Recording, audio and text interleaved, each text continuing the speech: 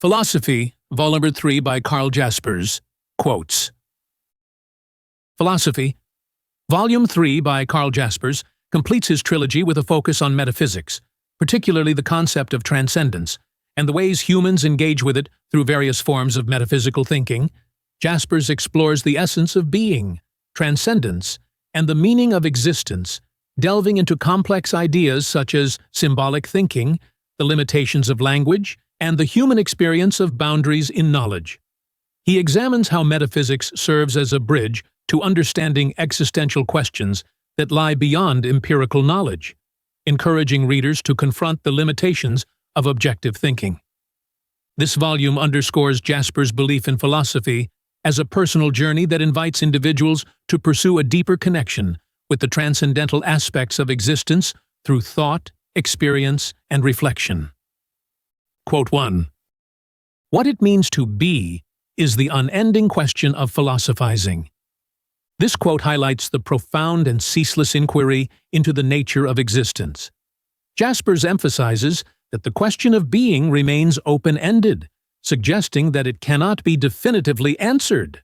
Instead, it evolves through continuous reflection and philosophical investigation, representing the boundless nature of metaphysical thought.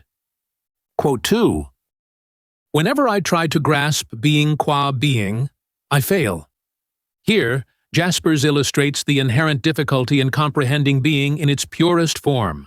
He implies that attempts to fully understand or define being inevitably fall short.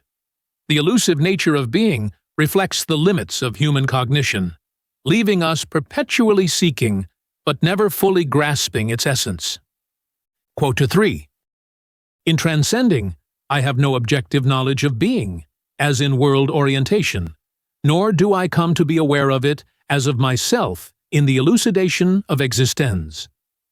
This quote reflects the idea that transcendence involves moving beyond empirical knowledge and the self. Jaspers suggests that, while we cannot achieve objective knowledge of being through transcendence, it still plays a critical role in existence by connecting us to something beyond the immediate world and self-awareness. Quote 4. I never get to know, substantially, what is, yet this abyss, a void for the intellect, can fill up for existence. Jaspers presents the concept of the unknown as both intellectually confounding and existentially meaningful. While the intellect may falter in comprehending the depths of being, for existence, this void offers the potential for fulfillment. It highlights the tension between intellectual limitations and existential possibilities. Quote 5. Philosophical world orientation has shown us that the world does not rest in itself. The world proved to be inconclusive. This quote reveals the inherent insufficiency of the world in providing ultimate meaning or satisfaction. Jaspers suggests that any attempt to view the world as self-contained is flawed. The world's inability to offer conclusive answers spurs the individual to seek beyond, pointing towards transcendence as a possible resolution. Quote 6. The view of transcendence gives to existence its proper sense of being finite. This quote suggests that by recognizing transcendence, the individual becomes aware of the limitations of their existence. Transcendence provides a framework for understanding that human life and cognition are finite, bound by time and external factors. It is through this recognition of finiteness that one can fully appreciate the nature of existence in relation to something greater beyond it. Quote 7. Existence is either in relation to transcendence or not at all. This statement conveys that existence, or authentic existence, cannot be understood independently of transcendence. Jaspers implies that the essence of being lies in its connection to transcendence, and without this relationship, existence would lose its meaning. The search for and relationship with transcendence defines the depth and reality of one's existence. Quote 8. Transcendence is not defined in categories. It does not exist as empirical reality, nor does it lie in the presence of my freedom as such. Here, Jaspers emphasizes the elusive nature of transcendence. it cannot be confined to the categories of empirical knowledge or human freedom. Transcendence exists beyond objective articulation, and is not subject to the same forms of understanding as other aspects of reality. This highlights the profound challenge of grasping. Quote 9. Transcendence. I am aware that as flatly self-based, I would have to sink into the void. This quote speaks to the existential crisis that arises when one relies solely on the self without recognizing a connection to something greater, such as transcendence. Jaspers suggests that when existence depends purely on itself, it faces the threat of emptiness and meaninglessness. Transcendence offers a way to overcome this void by providing a higher dimension of existence. Quote 10. Freedom is not being in itself. In transcendence, freedom ceases because decision has an end. In transcendence, there is neither freedom nor unfreedom. This passage reflects Jaspers's view that freedom, while essential to human existence, is not the ultimate state of being. Once transcendence is achieved, the need for decision-making, which defines freedom, disappears. In transcendence, the dualities of freedom and unfreedom are dissolved, as it represents a higher state of existence beyond such oppositions. Quote 11. Transcendence is the reality an existence will ask for, but to ask for it in generally valid terms is impossible. This quote emphasizes that transcendence is something that every authentic existence seeks, but it cannot be comprehended or articulated in universally accepted terms. It suggests that transcendence is a deeply personal reality, one that cannot be expressed through empirical knowledge or common language, but must be experienced on an individual level. Quote 12. Superstition materializes things, and positivistic unbelief dissolves them into illusions. This passage illustrates two opposing extremes in interpreting transcendence. Superstition transforms transcendence into tangible material forms, while positivism dismisses it altogether as a fantasy or illusion. Both approaches fail to grasp the true nature of transcendence, which lies beyond materialization and empirical scrutiny. Quote 13. In transcending, I would be taking the road to this other world, on which fortunate, favored individuals may at times feel able to report. This quote suggests that transcendence is often seen as a journey to another, higher realm of existence, which only a few may claim to experience. It reflects the idea that transcendence involves moving beyond ordinary reality into something mysterious and inaccessible, a notion often expressed in mystical or metaphysical traditions. Materialization, quote 14, makes transcendence deceptively present in the form of tangible particular reality. Here, Jaspers points out the danger of confusing transcendence with concrete material forms. When transcendence is falsely materialized, it creates a deceptive sense that it is part of the physical world, thus undermining its true, non-material nature. This misunderstanding leads to superstitious practices that attempt to control or manipulate the transcendent, as if it were merely part of mundane reality. Quote 15.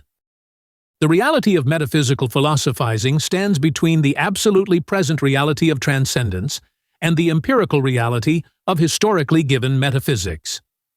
This quote captures the essence of metaphysical thought, which occupies a space between the concrete, historical expressions of metaphysics and the direct, unmediated experience of transcendence. Jaspers suggests that metaphysical philosophy serves as a bridge, allowing for reflection on transcendence without fully grasping or materializing it. Existence, quote 16, throughout comes to itself in the disappearance of things that merely exist, and so it does in the direction of transcendence, solely in objects which as such do not endure for our consciousness. This quote suggests that true existence, existenz, is realized not in the permanence of physical objects, but through their impermanence. As things fade or disappear from our consciousness, they open up a path toward transcendence. It is through these fleeting experiences that existenz can connect to something beyond the empirical, finding its authentic self in the transient. Quote 17. The object, which is a symbol, cannot be held fast as an existing reality of transcendence. It can only be heard as its language. This statement underscores that symbols, which represent transcendence, are not permanent realities themselves, but serve as a medium for communicating the transcendent. They are not meant to be treated as empirical realities, but understood as a language through which existence can experience and engage with transcendence. Quote 18. The phenomenon of transcendence stands on the borderline of two worlds that interact like being and non-being. Here, Jaspers conveys that transcendence exists at the intersection of two realms, being and non-being. This duality reflects the tension between the empirical world we experience and the transcendent reality that remains elusive. The interaction of these two worlds shapes our understanding of existence, as we oscillate between them. Quote 19. No profound expression of transcendence can help making itself vanish in such a contradiction, since, as an object, it cannot last without losing transcendence. This quote highlights the paradox of trying to express transcendence in objective terms. Jaspers explains that any attempt to define or capture transcendence in concrete forms leads to its dissolution. Transcendence, by nature, cannot be objectified without losing its essence, and thus it inherently escapes all efforts to hold it in a lasting form. Quote 20. For us, transcendence is real only as presence in time. This quote emphasizes that transcendence is not something that exists in an abstract, eternal realm, but is encountered within the flow of time. Transcendence reveals itself in the present moment, and its reality is bound to temporal existence. This makes transcendence a dynamic, lived experience rather than a static, distant concept. Quote 21. The satisfaction lies in the being which appears presently to itself. For us, transcendence is real only as presence in time. This quote suggests that the reality of transcendence is not found in some distant or abstract concept, but is experienced directly in the present moment. Jaspers emphasizes that transcendence is encountered within the flow of time, in the immediacy of our existence, rather than as an eternal or detached truth. Quote 22.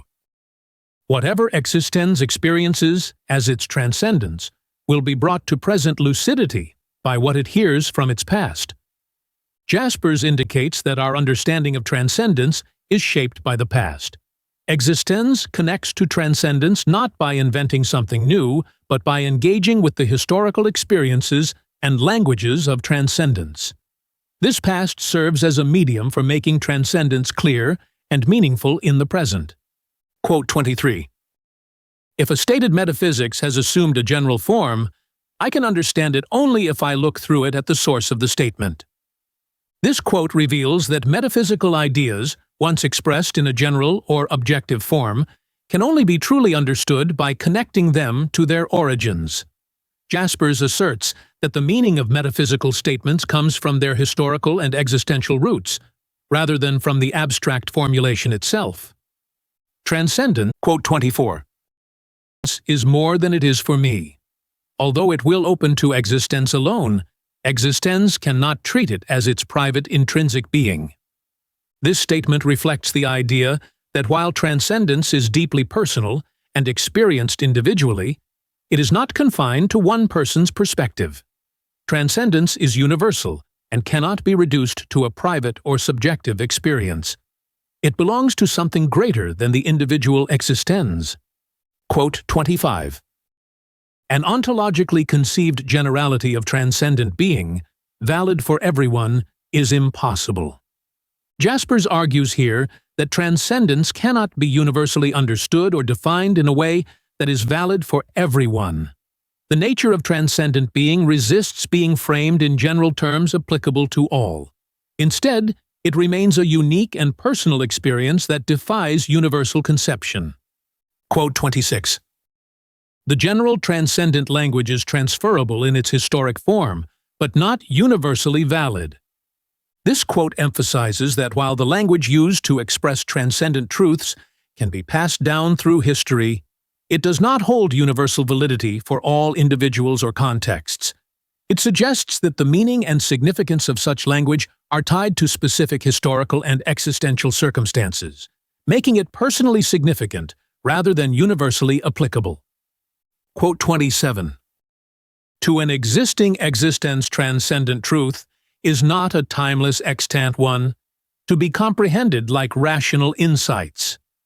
Jaspers highlights that transcendent truth is not like rational timeless knowledge that can be objectively understood. Instead, it is experienced uniquely by each existens in a specific moment of existence. This kind of truth is dynamic, evolving, and rooted in individual experience rather than in abstract, permanent principles. Quote 28. That men of this particular type, with this particular historic substance of being, ought to live on earth will seem to such men like an absolute commandment from a hidden source. This passage suggests that people often feel a profound, almost divine obligation tied to their unique historical identity and purpose. This sense of mission is perceived as coming from a transcendent source, compelling them to believe that their existence is not random, but rather a necessary fulfillment of a higher plan. Quote 29. Philosophy rejects theology because of theology's dependence on revelation, but the two come together again, where revelation impresses philosophy as a historic form of phenomenal transcendence. Jaspers explains the tension between philosophy and theology, with philosophy rejecting theology due to its reliance on revelation. However, he notes that they converge when philosophy recognizes revelation as a historical manifestation of transcendence. This suggests a deeper connection between rational thought and spiritual insight when viewed through the lens of history. Quote 30. There can be no existential commitment unless I break free of tradition, unless I translate its substance into present being for myself. This quote emphasizes the necessity of personal engagement with tradition for true existential commitment. Jaspers argues that simply adhering to tradition without reinterpreting it in the context of one's own life does not lead to authentic existence. It is through the active transformation of tradition into something personally meaningful that one can truly embrace it. Quote 31. The symbol strengthens me by its lucidity and clarifies my thought, but its objective unequivocality is so inappreciable that I see it through my current self-being with a sense of looking in it at the substance of being itself. This quote emphasizes how symbols provide clarity and strength to one's thoughts, yet their meaning is deeply tied to one's own existential perspective. Jaspers suggests that the interpretation of symbols is subjective, and their true substance can only be understood through the lens of one's current self, linking symbols to a personal and profound sense of being. Quote 32. In adoptive metaphysics, searching freely for transcendence, we proceed differently. It cannot occur to us to devise a new transcendence. Instead, we must try to unearth the buried language it has acquired over thousands of years. This quote underscores the nature of metaphysical inquiry as a rediscovery of transcendent truth, rather than the creation of new ones.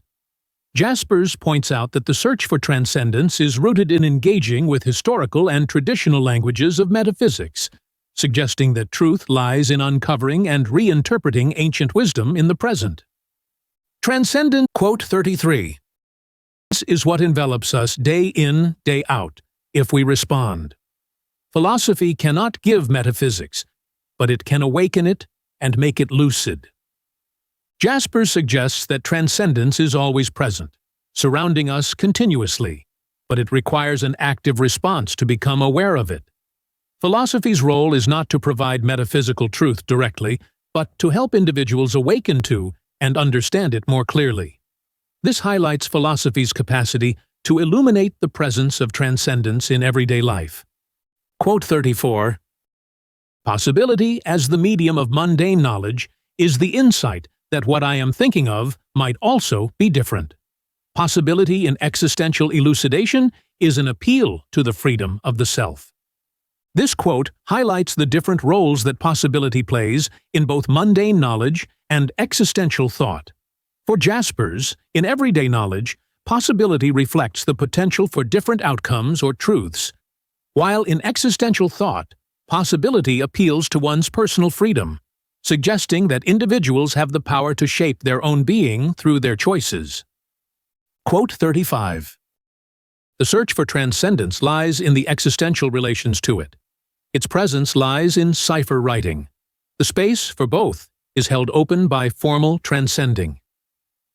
Jaspers emphasizes that the search for transcendence is found through existential engagement with it, while its presence is communicated through symbolic or coded language, which he calls cipher writing. The space for this exploration is maintained by the act of transcending formal, categorical thinking, allowing for a deeper understanding of being beyond empirical knowledge. Quote 36. The statement that something is does not mean the same thing everywhere.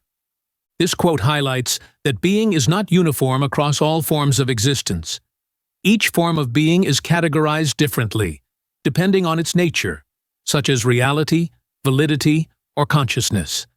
This reflects the complexity of understanding existence as the concept of being changes based on its context and classification.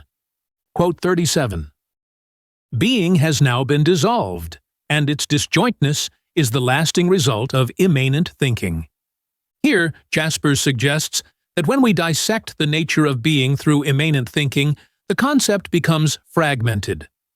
This disjointed nature of being is a permanent outcome of trying to categorize and define it, implying that being cannot be fully unified or restored through rational thought alone. Quote 38. From all being in categories, which for lack of a common immanent category of being is always specific, the way of failing thought leads to transcendence as the one being.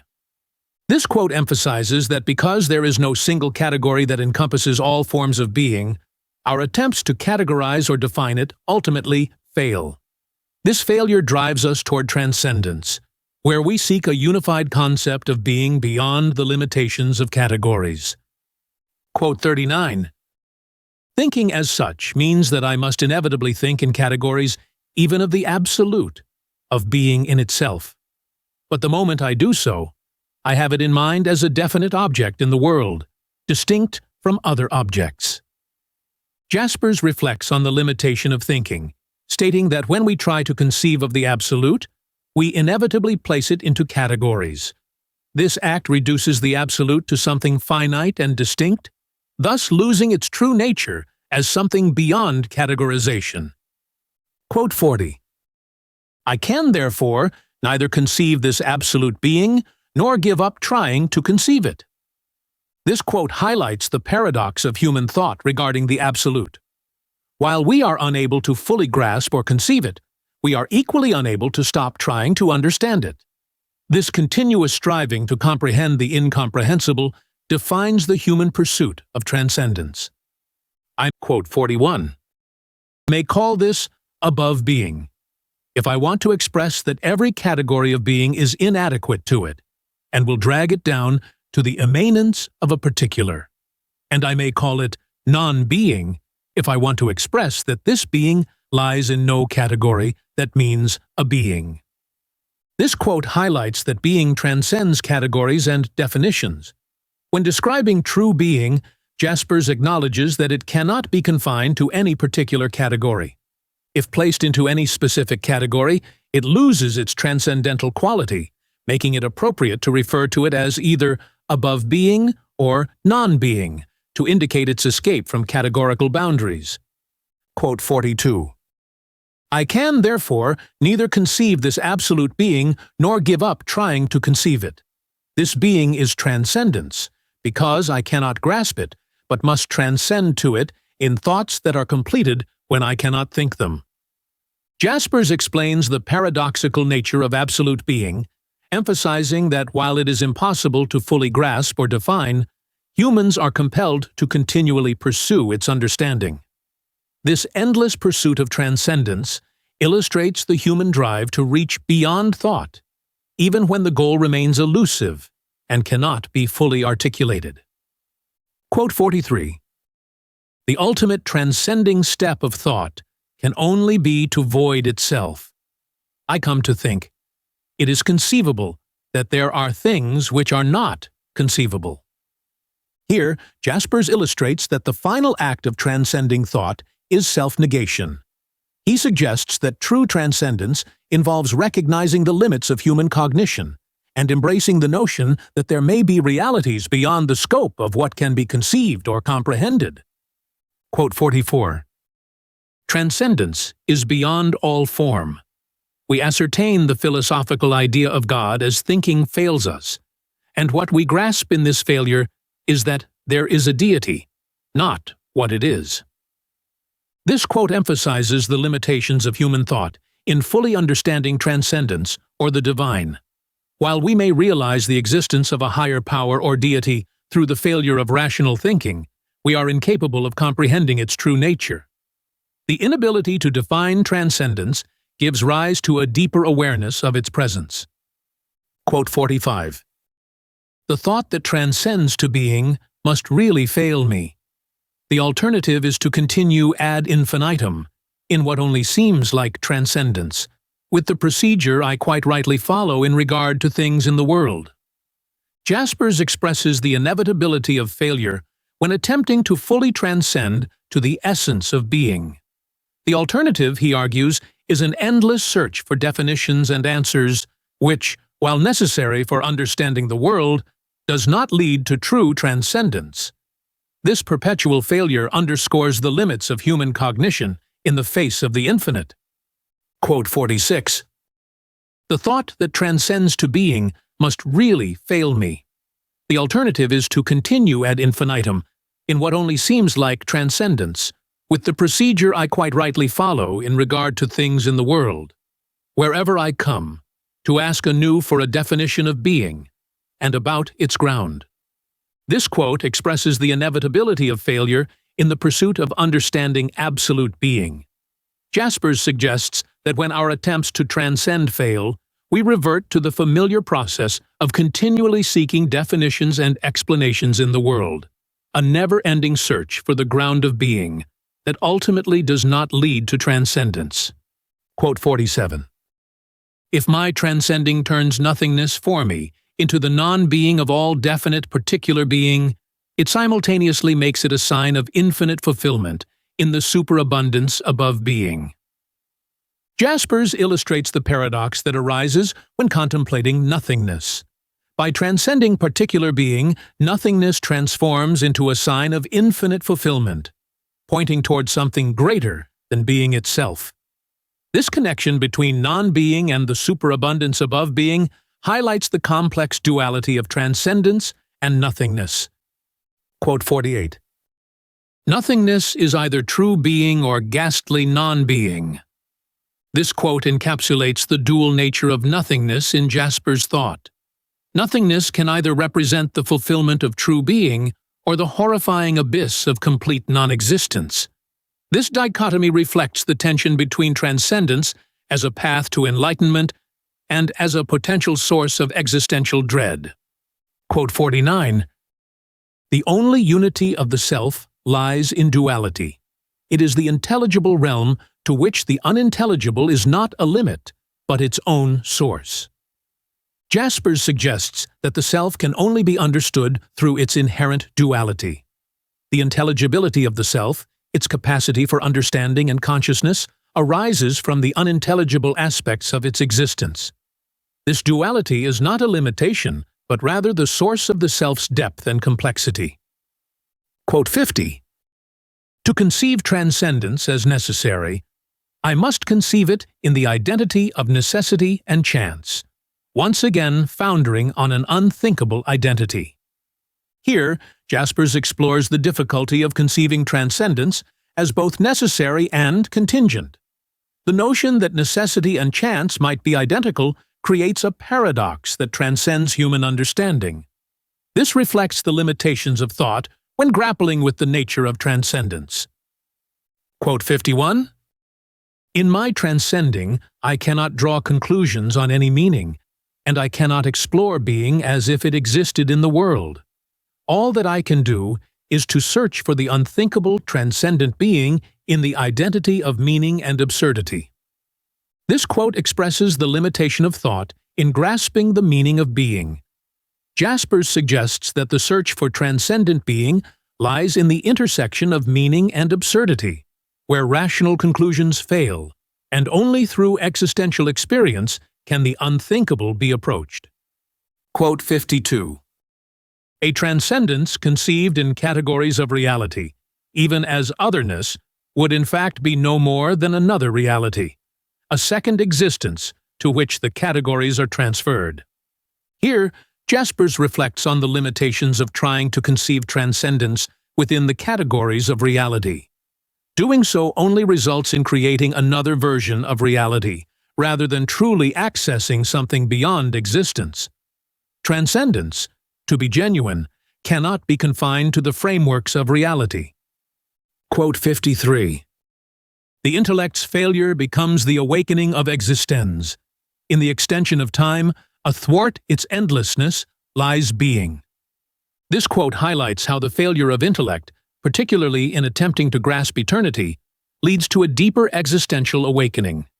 Jaspers implies that through this failure, one transcends the limits of time and encounters being, where time no longer exists as a mere sequence. Quote 54. Eternity as transcendence appears in time and encompasses all time. I am aware of it when I no longer see only the endless becoming and passing, when as self-being, I see being in all things. Jaspers suggests that eternity is not separate from time, but encompasses it. When one transcends mere temporal existence, they can perceive eternity within time itself, seeing being not as a sequence of events, but as something present in every moment. Quote 55. In existence, there is no end to the tension of spatiality and non-spatiality. If I posit both as identical, without bringing them into the quieting and thus resolving relationship of expressions for one another, I transcend in the unthinkable, in the omnipresence of transcendence. This quote explores the tension between spatiality and non-spatiality in existence. Jaspers proposes that when we accept these as simultaneously present without fully resolving their opposition, we transcend into the unthinkable realm of omnipresent transcendence. Quote 56. Freedom, too, is but a way to something inconceivable. Jaspers points out that freedom, like other concepts, serves only as a path toward something beyond comprehension. Freedom cannot be fully grasped as a final reality, but leads toward an unthinkable transcendence, something that defies categories and intellectual understanding. Quote 57. Freedom, the essence of existence in existence, is possibility for existence, to which a choice is offered while in the world it is dependent, a prey of chance, and has its being in communication with others. This quote emphasizes that freedom, at its core, represents possibility for existence, the authentic existence. However, within the world, freedom is not absolute. It is influenced by chance and relies on relationships with others. This highlights the inherent limitations of freedom within worldly existence. Quote 58. The light of being can shine only as I transcend. Jaspers suggests that true understanding or enlightenment comes only through transcending beyond the limitations of intellect and worldly categories. It is in this act of transcending that one can glimpse the essence of being, which remains hidden within the confines of ordinary thought. Transcendence, quote 59, is the being that needs nothing else to be itself. Here, Jaspers describes transcendence as self-sufficient and independent. Unlike existence, which requires relationships and connections to others, transcendence exists as a complete and unrelated being. It stands alone, needing nothing beyond itself to be what it is. Quote 60. Formal transcending makes room for the cipher language of transcendence, and thereby consciously and systematically prevents its materialization. Jaspers explains that the process of formal transcending creates space for the symbolic language of transcendence without reducing it to concrete, material terms. This approach consciously avoids turning transcendence into a fixed material entity, allowing it to remain fluid and ungraspable. Quote 61. The thought that fails in not thinking does not as such amount to thinking of the unthinkable as the deity. This quote emphasizes that simply reaching the limits of thought does not equate to comprehending the divine or transcendence. The inability to think or grasp something does not necessarily lead to a true understanding of the deity, which remains beyond the boundaries of human cognition. Quote 62. We want to have the deity in images and in objective thoughts, and not to have these thoughts disappear as mere symbols. In particular, God as a personality with the planning, guiding will of perfect wisdom and goodness is an all but unavoidable conception.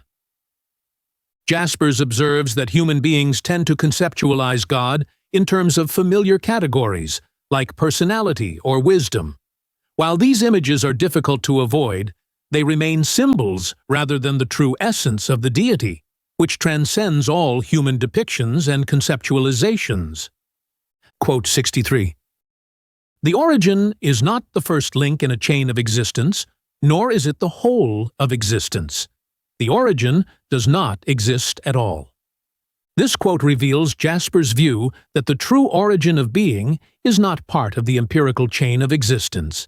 It is beyond being itself, something that cannot be comprehended as a mere link in the sequence of existence. The origin remains fundamentally unthinkable.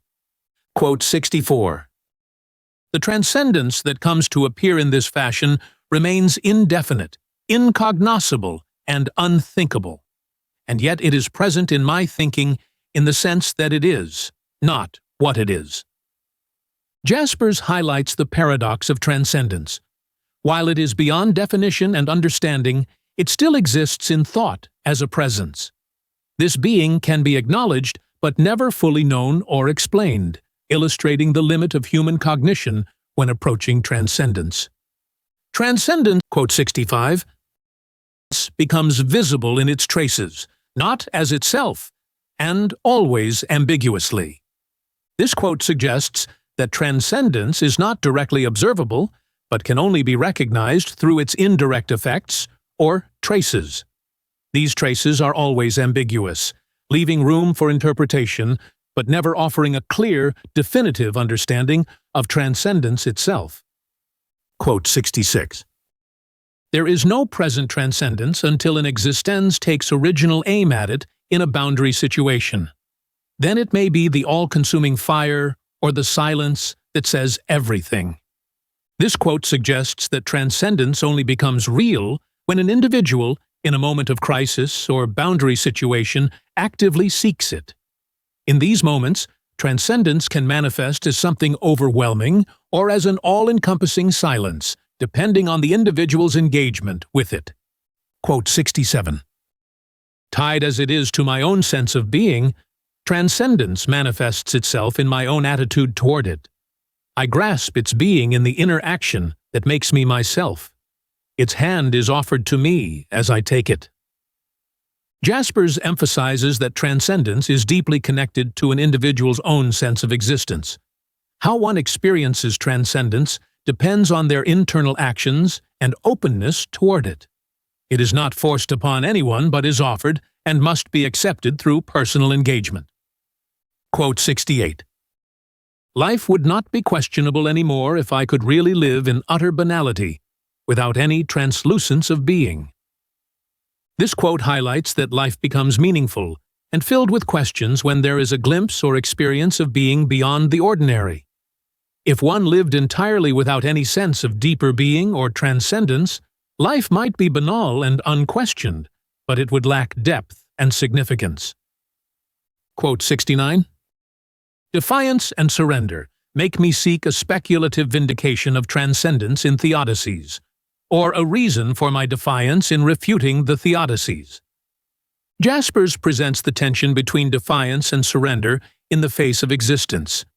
This tension drives individuals to either seek justification for suffering and existence through religious explanations, theodicies, or to challenge and refute these explanations based on their existential experience. Quote 70. The existential relations as well as the ciphers of transcendence that appear in them are antinomical. The non-objective being of transcendence comes into present existence in the form of necessarily interdependent antitheses that void each other in objectification. This quote illustrates that existential relationships and the symbols of transcendence are inherently contradictory. Transcendence manifests through opposing concepts that, when objectified, cancel each other out. The tension between these antitheses drives philosophical inquiry and reflection. Quote 71. Existence seems to be a quagmire. Nothing means anything. One can stand it as long as he will lie to himself.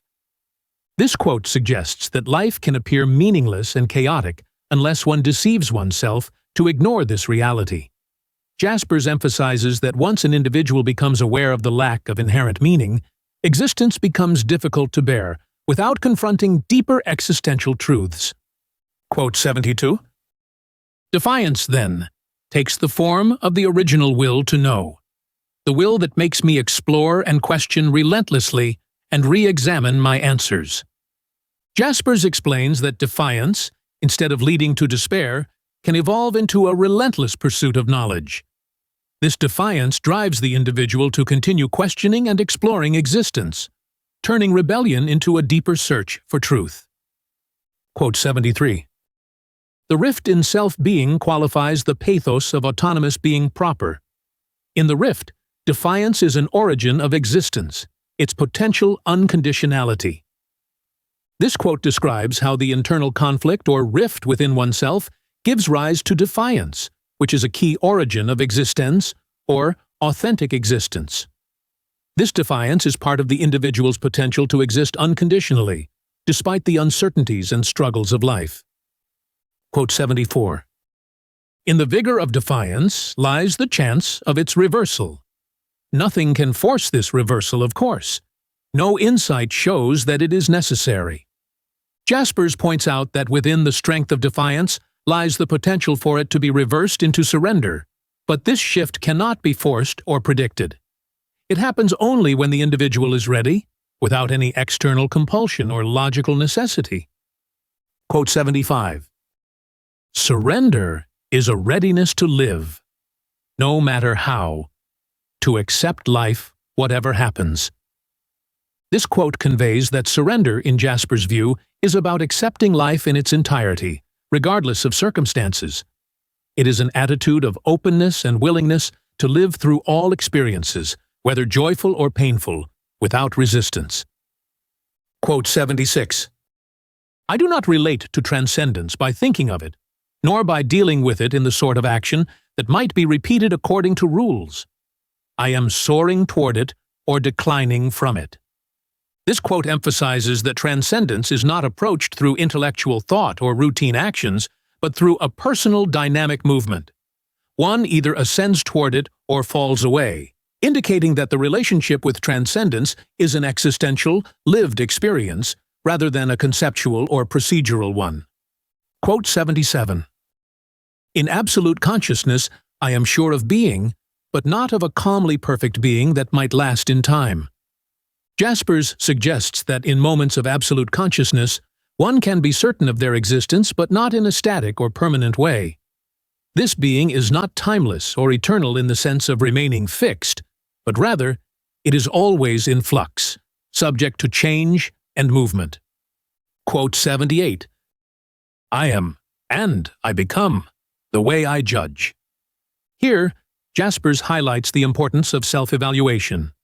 The judgments we make about ourselves and the world shape who we are and who we become. Our ability to rise or fall is directly linked to how we judge and assess our own existence and actions. Quote 79. Defiance is like a clenched fist that must not be unclenched and cannot strike a blow. Jaspers portrays defiance as a powerful force that holds potential, but it is not yet fully realized.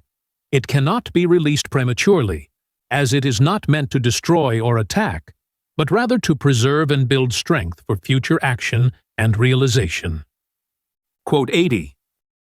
Death as a fact is indeed a mere cessation of my existence in time, but death as a boundary situation points me toward myself, whether I am a whole, and not merely finished.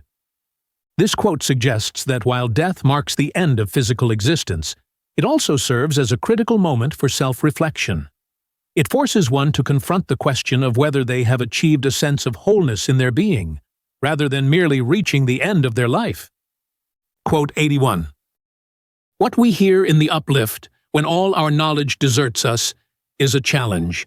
If death does end everything, to bear this boundary, and in our love to trust that the absolute ground of our transcendence sublimates the no longer being of all things. This quote suggests that when we confront death and all knowledge fails, we face a challenge to trust in transcendence. It asks us to bear the uncertainty and find comfort in the belief that something higher, beyond death, preserves the essence of all things, even in their absence. Quote 82. The existence of the world concerns me everywhere, and yet I cannot at all identify with it. I fight it as the alien thing that threatens me, but it may serve me as well. Jaspers points out the complex relationship between the individual and the world. The world can feel like a foreign force, something to resist, but at the same time, it provides the conditions and opportunities for existence. It is both an adversary and a necessary foundation for life. Quote 83. In looking at the world entirety, I was transcending the realm of existence which I can affect as possible existens. This statement highlights that when we contemplate the entirety of the world, we move beyond the realm of existence we can directly influence. We transcend into a broader, more abstract understanding, which is beyond the immediate and personal scope of existens. Quote 84. Rise and fall are real, each time in the present. The transcendent relation not only turns history as a cipher into the eternal present, it also stands for the pure present, against a pure future, and against the pure past. Jaspers emphasizes that rise and fall are experienced in the present moment. The relationship to transcendence transforms history into something eternally present, focusing on the current moment rather than viewing the past or future as the only meaningful times. Quote 85. If I were with transcendence, all motion would cease. Perfection would have been attained. Time would be at an end. This quote explains that being fully united with transcendence would end all movement and tension, as perfection would have been reached. In such a state, time would no longer matter, and existence would no longer be in flux. Quote 86. In time, the inaccessible being appears through the antinomy of rise and fall. What is eternal must, as temporal existence, come to itself by way of decision. This quote emphasizes the paradox of experiencing the eternal through the temporal. The tension between rise and fall in time brings the eternal into focus, but only through moments of decision. It is in making choices during temporal existence that one encounters the eternal, though the full experience of it remains inaccessible. Quote 87. Nocturnal passion will disrupt all orders. It plunges us into the timeless abyss of nothingness, dragging everything into its whirl. Jaspers describes nocturnal passion as a chaotic force that upends the structure of life. This force draws individuals into an abyss where time loses meaning, and all that has been built or ordered is undone. It represents a descent into a place beyond clarity and reason. Quote 88. The diurnal law knows about death as a limit, but at bottom, when uplifted, existens makes sure of its immortality. It does not believe in death. This statement suggests that the law of day-to-day existence understands death as a boundary, but does not accept it as final. When existence is elevated, it moves beyond the fear or finality of death, living as though death is not an absolute end, but a transition. Quote 89. There is an original obscurity about passion. This is its agony, but it is also its mystery, beyond any charm of the forbidden and concealed. Jaspers highlights the inherent obscurity of passion. While it may cause suffering, it also holds an enigmatic allure that goes beyond simple notions of the forbidden. Passion's mystery is deeper and more profound than its surface appearances. Quote 90.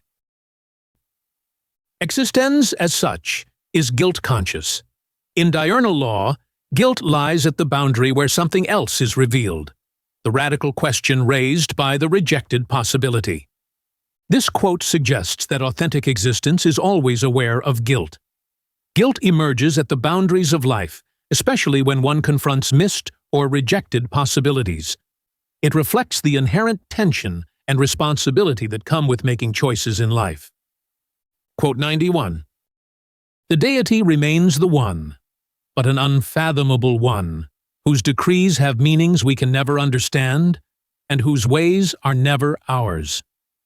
This quote reflects the idea that while the deity is a singular, absolute being, its will and actions are beyond human comprehension. The mystery of divine intent lies outside human experience and understanding, leaving us to recognize its unknowability rather than attempting to grasp it fully. Quote 92. The One is the heart that beats in finite existence, the ray of the one unknown light.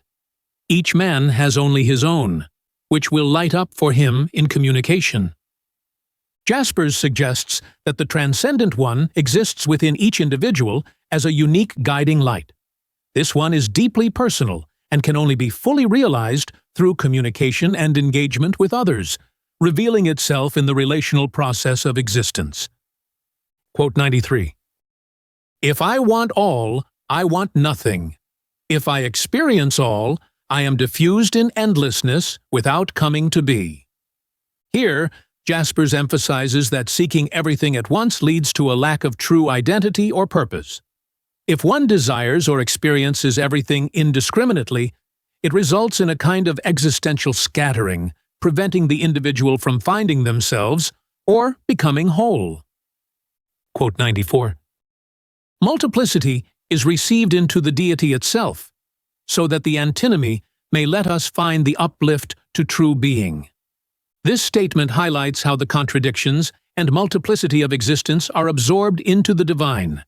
It is through the experience of these oppositions that individuals are elevated toward an understanding of true being, allowing them to transcend the limitations of ordinary life. Quote 95.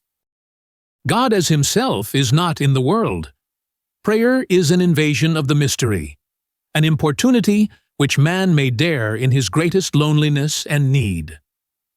Jaspers expresses that God, as the transcendent one, does not exist within the confines of the physical world. Prayer is an act of approaching the divine mystery, a daring effort made in moments of profound loneliness or need, seeking a connection that remains hidden and elusive. Quote 96. It is only in the absolute consciousness of existence that a direct language of transcendence is truly, substantially present.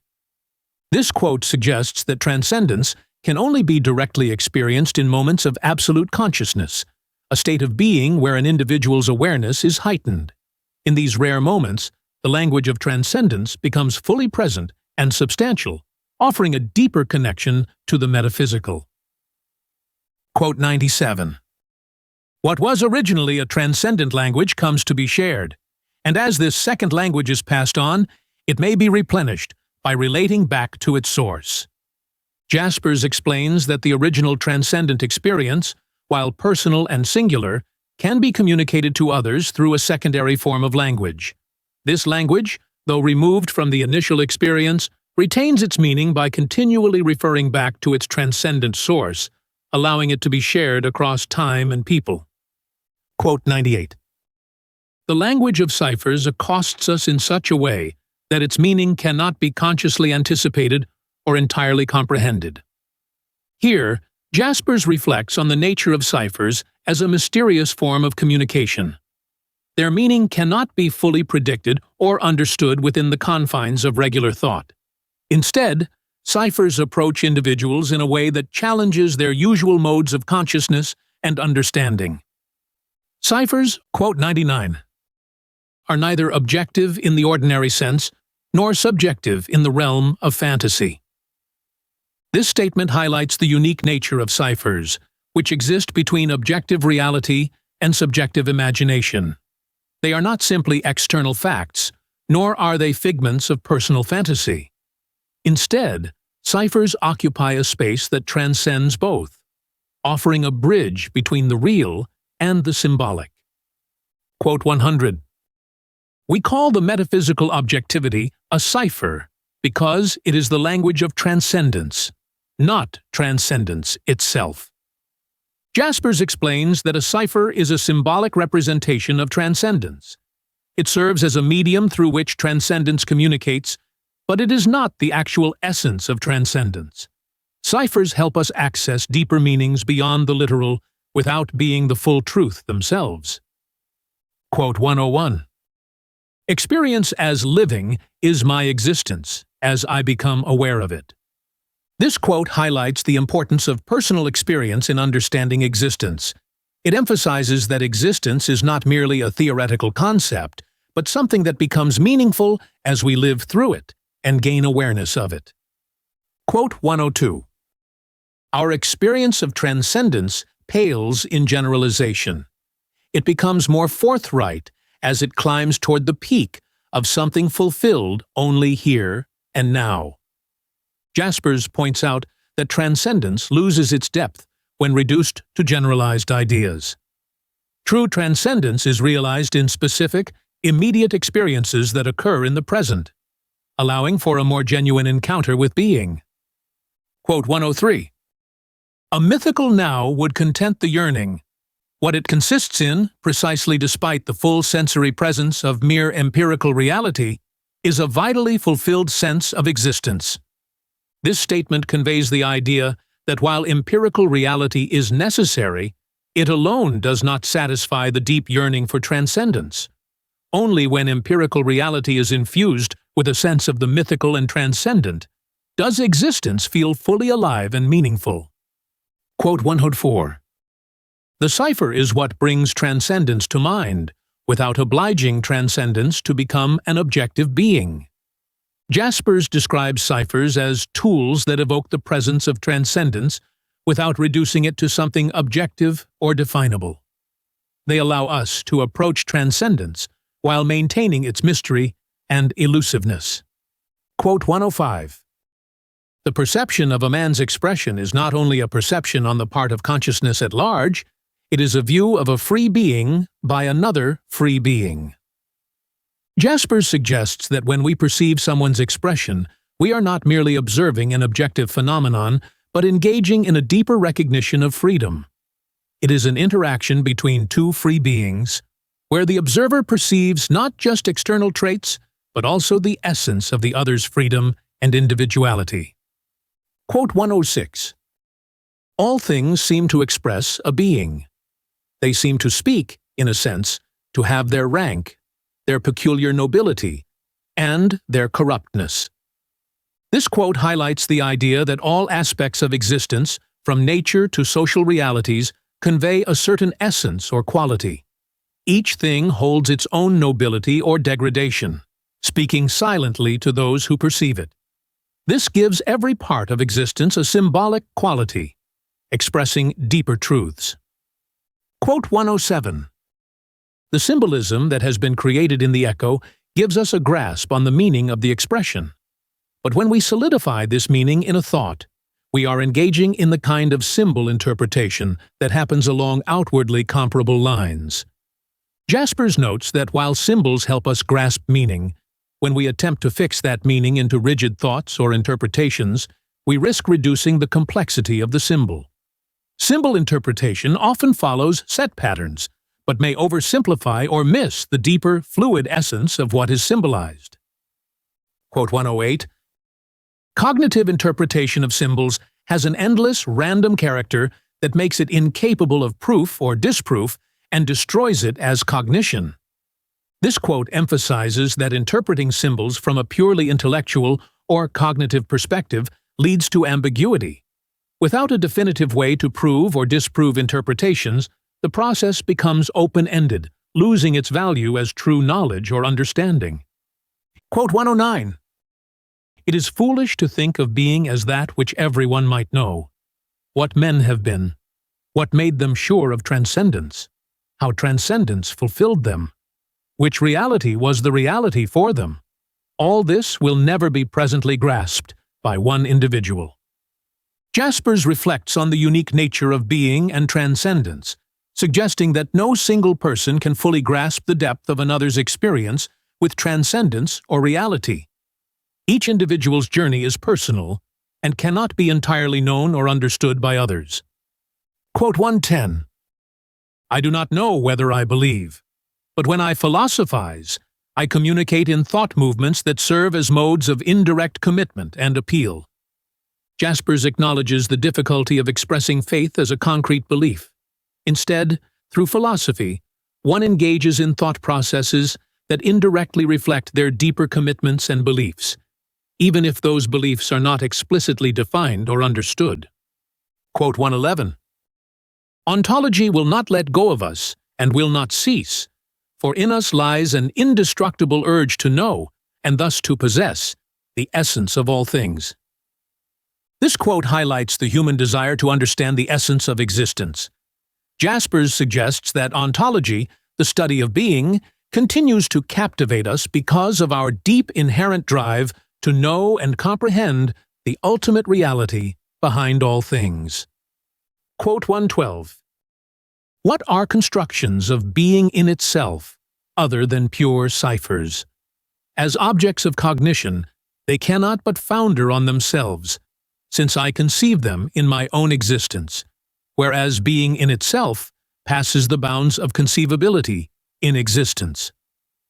Jaspers explains that any attempt to conceptualize being in itself will ultimately fail because it cannot be fully understood within the limits of human existence. These constructions are symbolic, mere ciphers, because they point to something beyond what we can rationally grasp. On quote 113. Ontology is bound to crumble, for our knowledge of existence is confined to world orientation, and objective knowledge as such, to possible definitions of thought in a doctrine of categories. Jaspers asserts that ontology, the attempt to define the nature of being, is destined to collapse because human knowledge is restricted to the empirical world. The nature of being goes beyond what can be categorized or understood through objective knowledge, leaving ontology incomplete. Quote 114. True unity comes only in historic reality. It lies in the actions of each self-being to which the fusion of the modes of thinking becomes capable of achievement in the cipher script. Jaspers emphasizes that true unity is not found in abstract thought, but in the lived reality of each individual's existence. The integration of various modes of thinking into the reading of ciphers, symbolic expressions of transcendence, occurs through personal historical action rather than theoretical knowledge. Quote 115. There is nothing that could not be a cipher. Throughout existence, indistinct vibrations and voices seem to express something, although the question may be what and whence. This quote emphasizes that all aspects of existence, from the smallest vibrations to the largest events, can be perceived as ciphers, symbols expressing something beyond themselves. However, the meaning and origin of these ciphers are not always immediately clear, leaving them open to interpretation. Quote 116. The being of ciphers lies in the historic fulfillment of their unsurveyable depth. As general forms of existence, they are reduced to mere shells. Jaspers suggests that the true essence of ciphers is found in their historical and existential context. When ciphers are abstracted into general forms, they lose their depth and significance, becoming hollow representations of what they once symbolized. Quote 117. In nature, I am possible existens. Facing it, therefore, I decline in two directions from the substance of my potential. Jaspers points out that nature serves as a mirror to one's existence. In relation to nature, the individual is constantly at risk of either losing themselves in materialism, viewing nature only as an object, or becoming overwhelmed by the grandeur of nature, forgetting their own distinct existence. Quote 118. Nature speaks to me, but when I put a question to it, nature stands mute. It speaks a language that will not unveil it, a language that is like a halting start. This quote highlights the enigmatic nature of the relationship between humans and the natural world. While nature conveys meaning through its presence, it does not respond to direct questioning or reveal its secrets in a straightforward manner. Its language remains incomplete and mysterious. Quote 119. Living alone with the cipher of nature is the torment of sheer possibility, like the promise of a future. Jaspers conveys the idea that contemplating nature as a cipher holds a certain promise, but this promise is often elusive and unfulfilled. The potential inherent in nature creates a longing for something more, but this desire can also lead to frustration if not realized within the confines of human existence. Quote 120. Order, rule, universal law, the very things that seem to void all symbolism and to compel a merciless severance of reality and illusion, these become ciphers themselves.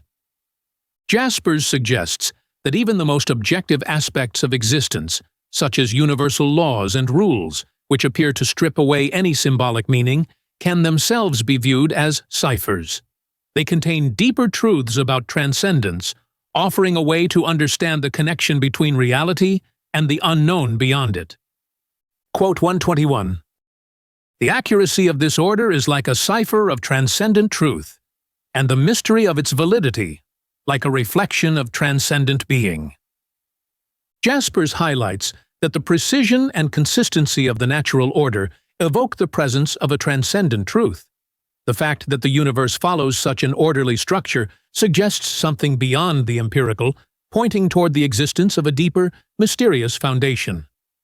Quote 122. Consciousness at large, with its valid forms, is the acid test for everything else, the resistance which all other things must overcome. This quote emphasizes that consciousness, in its universal and shared form, is the fundamental test for all other aspects of existence. It acts as a point of reference that everything must engage with, shaping our understanding of reality and determining the boundaries of our knowledge. Quote 123.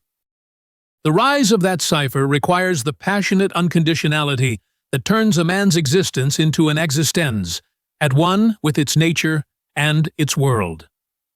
Jaspers suggests that becoming a cipher requires embracing one's existence with full passion and commitment.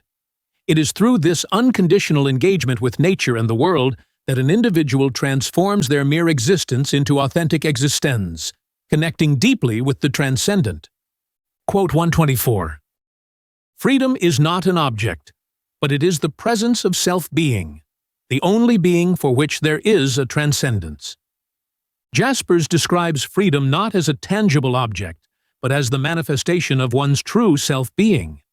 It is through this self-being that the individual experiences transcendence, making freedom a vital element in connecting with the transcendent beyond ordinary existence. Quote 125. No empirical determination and no cogent inference can assure us that there is a transcendence at all. Transcendent being is encountered in transcending, but it is neither observed nor conceived. Jaspers emphasizes that transcendence cannot be proven through empirical evidence or logical argument.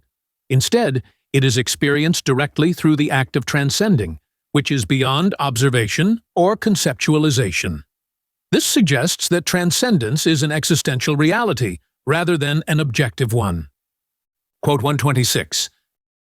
The arguments fool us if they become known results that take the place of existential ascertainment. Even if they do not fool us, their rationalistic objectivity makes them like extreme dilutions of a clarification of being. This quote highlights the limitation of rational arguments for the existence of transcendence. When such arguments are treated as definitive proofs, they lose their existential meaning. Jaspers warns that reducing transcendence to mere rational proofs dilutes the deeper, lived experience of being. Quote 127. The greatest conceivable being is a possible thought. If it is possible, the greatest conceivable being must be real also, for if it were not, I could conceive a being greater than the greatest conceivable one. Jaspers engages with the ontological argument for the existence of God. He suggests that the very idea of the greatest conceivable being implies that it must exist. If it didn't, there would always be something greater, which contradicts the idea of the greatest conceivable being. This creates a rational basis for the existence of transcendence, though Jaspers treats this as part of a deeper cipher rather than definitive proof. Quote 128. The transcendence of one who philosophizes is no more demonstrable than is the God of religion found in a cult. Jaspers compares the pursuit of transcendence in philosophy to the religious quest for God. Neither can be proven or demonstrated definitively. Instead, both are matters of personal experience and realization, existing as ciphers within the context of individual existential encounters. Quote 129. The cipher is to me the voice of transcendent being, but it will not become a reality without my doing. This statement emphasizes that ciphers, symbols or signs of transcendence, are not passive or automatic realizations. They require the active participation of the individual. It is only through personal engagement and action that these ciphers can manifest the presence of transcendence in reality. Quote 130. Foresight is my form of access to it. Being is what lies in the future. Jaspers suggests that our understanding of being is inherently tied to the future. Foresight, or our anticipation of what is yet to come, is how we approach the unfolding of existence. The future, filled with possibilities, becomes the space in which being reveals itself. Quote 131. Remembrance and foresight are modes of cipher reading only when they unite in present eternity, in the now as the focal point of existential being. This quote emphasizes the necessity of integrating both the past, remembrance, and the future, foresight, to fully grasp the meaning of existence. It is in the present moment, where the past and future converge, that one experiences the true depth of being and deciphers the meaning of existence. Quote 132. To existence, eternity is present, athwart its present temporality, but again in temporal ciphers only, as decision, resolve, probation, or fidelity. Jaspers explains that eternity is experienced through temporal existence, but only becomes manifest through specific moments or actions, such as decisions or expressions of loyalty. These moments serve as ciphers, through which transcendence reveals itself within the constraints of time. Quote 133.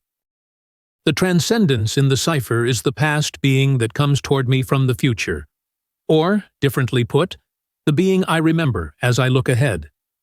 This quote illustrates the idea that transcendence is both something remembered from the past and something anticipated in the future. Transcendence is not limited by time. Instead, it moves through past and future to shape the present understanding of being. Quote 134. Possible existences today can no longer solidify the ciphers, and yet they need not be nothing. And no matter what they are, they will be infinitely ambiguous once they become objective. Jaspers reflects on the nature of ciphers, suggesting that while contemporary existences cannot fully capture or solidify them, they still carry meaning. However, when ciphers are treated as objective truths, they become ambiguous, and their depth can only be fully understood in existential engagement. Quote 135. Foundering is the ultimate, according to an inexorably realistic world orientation. More yet, it is what ultimately comes to mind in thinking of all things. Jaspers reflects that in a purely realistic view of the world, everything ultimately ends in destruction or failure. This foundering or collapse becomes the central thought when contemplating the fate of all existence, pointing toward the inevitability of decay and the limitations of worldly things. Quote 136. The cipher of eternalization in foundering is lucid only when I do not want to founder, even though I take the risk. Jaspers emphasizes that the truth of foundering, the transformation into something eternal, only becomes clear when one resists the desire to fail, despite recognizing the possibility of failure. It is through this risk and resistance that deeper meaning is revealed. Quote 137. As a vital creature, I have the will to last, and losses make me seek new support in something extant. But as possible existence, I want the being I can embrace even as I go down, without its being extant. This quote illustrates the dual nature of human existence. On one hand, as living beings, we naturally seek to survive and avoid loss. On the other hand, as possible existence, we seek a form of being that transcends mere survival, something that remains meaningful even in the face of failure or destruction. Quote 138.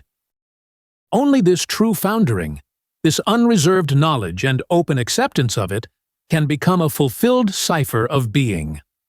Jaspers argues that only by fully accepting and understanding the reality of foundering, without resistance or denial, can one access the deeper truth or cipher of being. It is through embracing failure that the profound insights of existence can be revealed. Quote 139. Finiteness is not a thing I can pass by, except in foundering itself. When I expunge time in the metaphysical contemplation of foundering without experiencing it in reality, I only fall back so much harder into finite existence. Jaspers explains that the experience of foundering, or existential failure, is an unavoidable part of human existence. Attempting to escape the limitations of time and finitude through purely intellectual contemplation only brings one back to the harsh reality of their limitations, reinforcing the necessity of experiencing foundering firsthand. Quote 140. The question in the diversity of foundering, however, is whether it means outright destruction, whether that which founders is perishing in fact, or whether it reveals a being. This quote highlights the dual nature of foundering. Jaspers asks whether the process of failure and collapse leads to complete annihilation, or whether it uncovers a deeper aspect of being. This suggests that moments of collapse may hold the potential for greater understanding and revelation of existence. Quote 141. Freedom is only by nature, and it is against nature. Therefore, it must fail either as freedom or as existence. Jaspers reflects on the inherent tension between freedom and nature.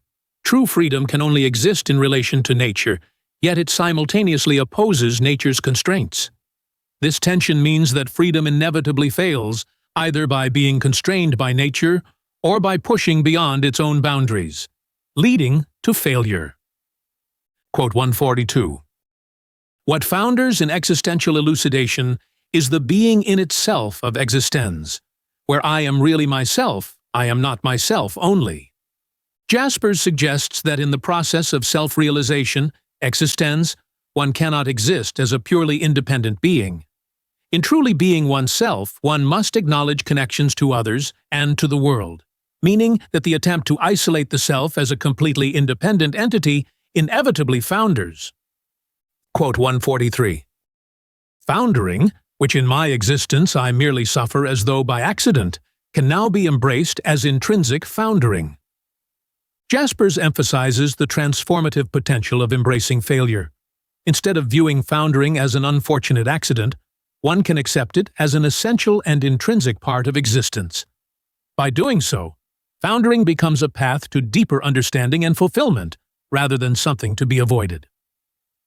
Philosophy, Volume 3 by Karl Jaspers concludes with a profound meditation on the relationship between human existence and transcendence. Jaspers emphasizes that metaphysical inquiry is an exploration of boundaries and an invitation to confront the unknown. He suggests that while metaphysical knowledge may be ultimately unreachable, the pursuit itself illuminates essential truths about freedom, selfhood, and the limits of human thought.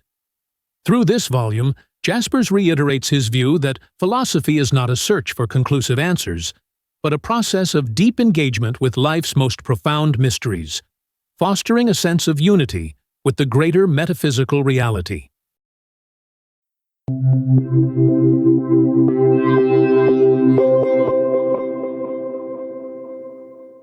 Curious to dive into the mind of Karl Jaspers? With StudyLab Pro's Book GPT, it's possible. Ask questions, explore themes, and discover the depths of Philosophy, Volume 3, in an entirely new way. Start your conversation now by clicking on our logo. And if you're hungry for more educational content, subscribe to our channel to keep discovering, learning, and growing. Want more than just videos? Click on our logo now to join us on our platform for multiple choice tests, in-depth content, and tools to help you ace your studies. Get started now.